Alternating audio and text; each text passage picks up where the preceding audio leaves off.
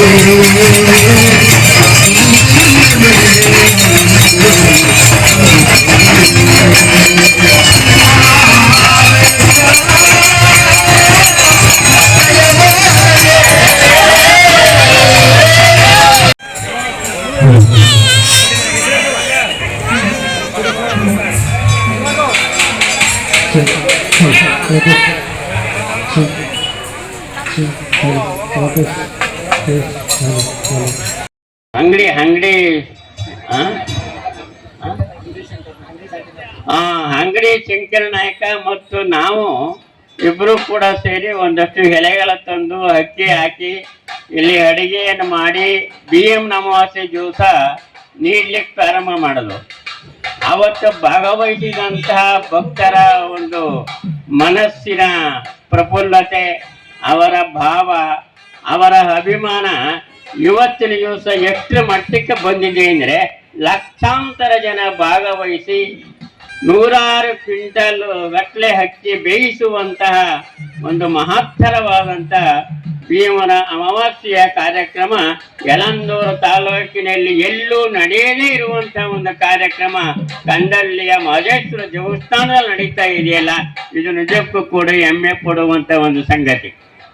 ಈ ಒಂದು ದೃಷ್ಟಿಯಿಂದ ಇಲ್ಲಿ ಸನ್ಮಾನಿತರಾಗಿರ್ತಕ್ಕಂಥ ದಾನಿಗಳು, ಇಲ್ಲಿ ಸೇರಿರ್ತಕ್ಕಂಥ ಎಲ್ಲ ಜನಗಳ ಅಪೇಕ್ಷೆಯಂತೆ ಮಹದೇಶ್ವರರು ಈಗಾಗಲೇ ಮಳೆಯ ಕೊರತೆ ಜಾಸ್ತಿ ಆಗಿದೆ, ನಾಗಾಭರಣ ಉತ್ಸವ ಆಗಿದೆ.